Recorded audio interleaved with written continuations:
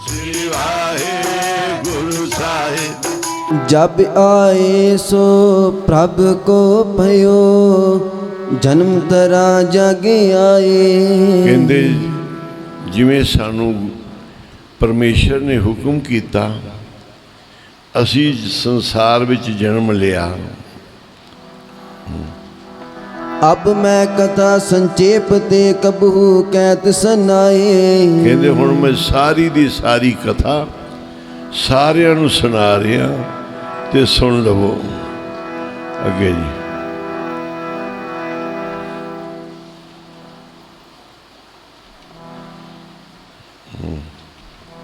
अब शुरू कर। अथ कब जन्म कथन, अब कब जन्म कथन। गुरु साहब कहते मेरे जन्म की कथा सुन लो। चौपई चौपी मोर पित पूर्व कियस पे आना। मेरे माता पिता ने पूर्व दी तरफ यात्रा शुरू की है, सारिया स्थानां दी। हरिद्वार भी आउंदा है, कुरुक्षेत्र भी आउंदा है, राह विच इलाहाबाद, त्रिवैनी भी, बनारस भी, सारे बड़े बड़े तीर्थ आउंदे आ जिंदे च। पांत पात के तीर्थ नाना, बड़े थावां ते बड़े तीर्थां दे इशनान कीते आ गुरमुख। नाम दान इशनान गुरधामां दे गुरतीर्थां दे आपदी इच्छा नूं लैके आपदे पाप लाउण वास्ते जा जा के इशनान करने।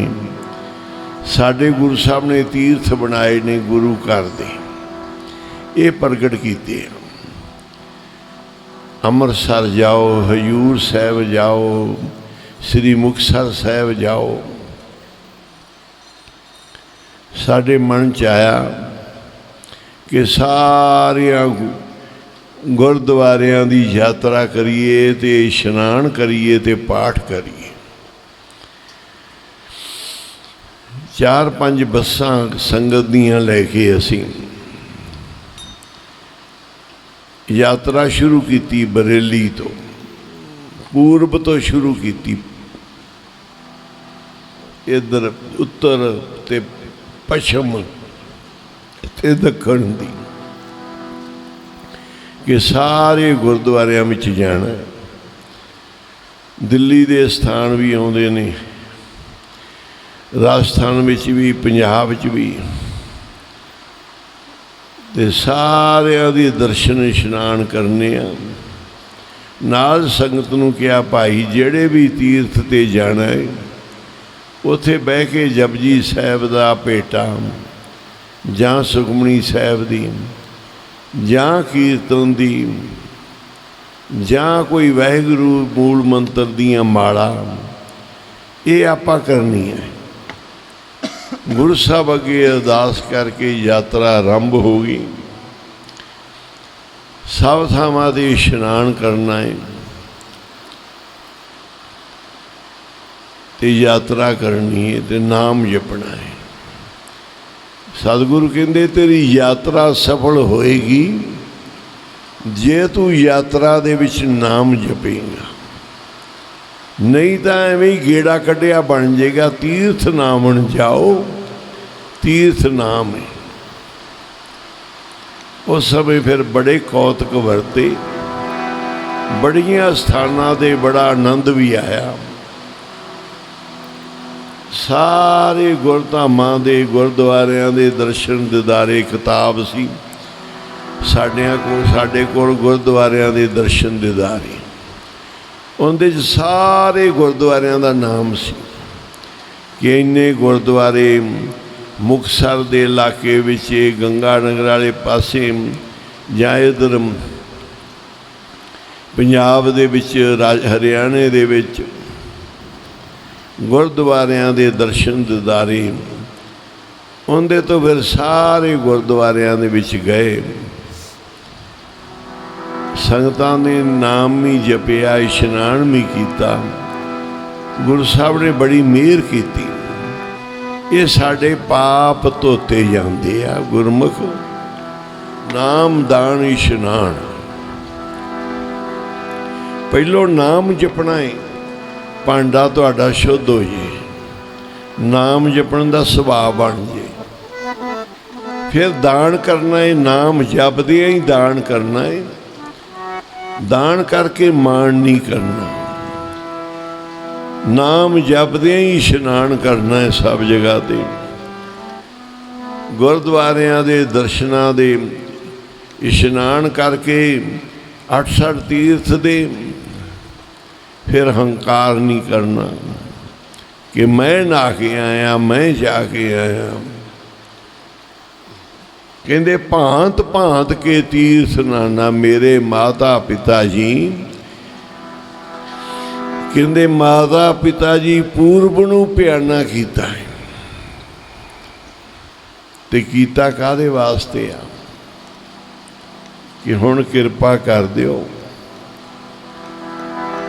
29-30 ਸਾਲ ਹੋ ਗਏ ਨੇ ਉਡੀਕਦਿਆਂ ਨੂੰ,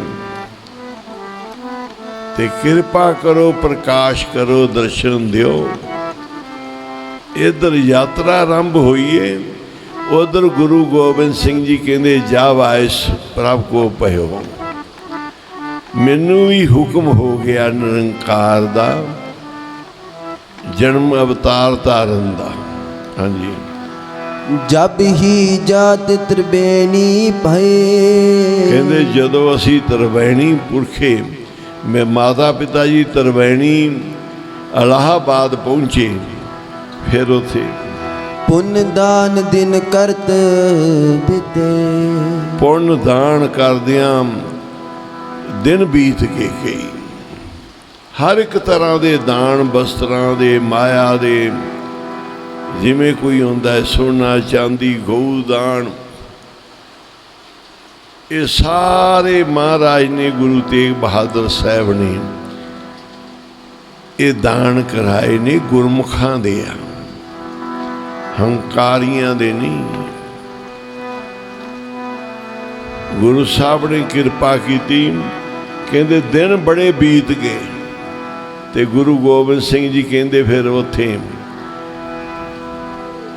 ਇੰਨੇ ਦਿਨ ਸੇਵਾ ਕਰਦਿਆਂ, ਪੁੰਨ ਦਾਨ ਕਰਦਿਆਂ ਲੰਘ ਗਏ, ਤੇ ਕੜਾਹ ਪ੍ਰਸ਼ਾਦ ਦੀ ਪਵਿੱਤਰ ਦੇਗ ਬਣਾ ਕੇ ਮਾਤਾ ਨਾਨਕੀ ਜੀ, ਮਾਤਾ ਗੁਜਰੀ ਜੀ ਨੇ ਇੱਕ ਮਨ ਇੱਕ ਚਿੱਤ ਹੋ ਕੇ ਅਰਦਾਸ ਕੀਤੀ ਕਿ ਹੁਣ ਕਿਰਪਾ ਕਰ ਦਿਓ। ਆਖੋ ਸ੍ਰੀ ਵਾਹਿਗੁਰੂ।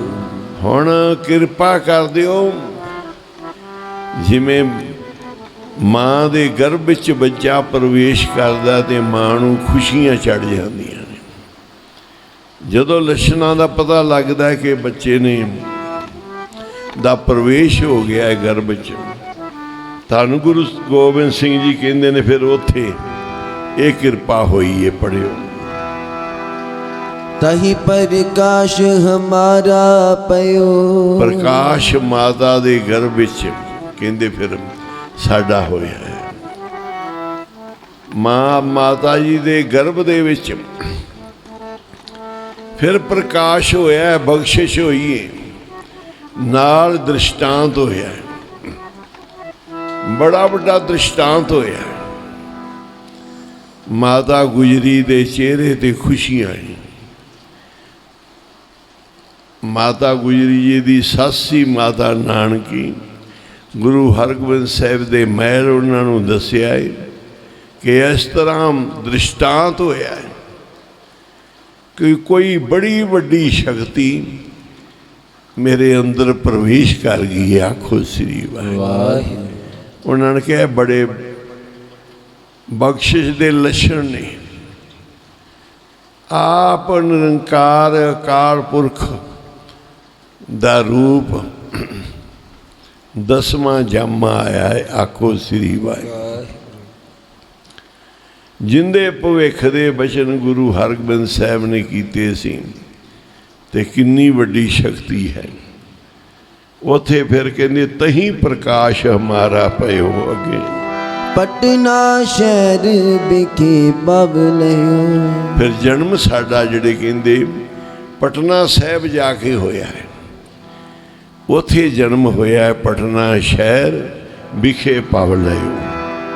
मद्र देश हमको ले आए, पात पात दैयन दुलराए। ਕਹਿੰਦੇ ਫਿਰ ਬੜੇ ਲਾਡ ਲੜਾਏ, ਬੜੇ ਬਚਪਨ ਦੇ ਕੌਤਕ ਹੁੰਦੇ ਆ। ਕਹਿੰਦੇ ਸਾਰੇ ਕੌਤਕ ਫਿਰ ਗੁਰੂ ਸਾਹਿਬ ਕਹਿੰਦੇ ਫਿਰ ਹੋਏ। ਹਾਂਜੀ ਅੱਗੇ किन्नी अनेक भांत तन रशा।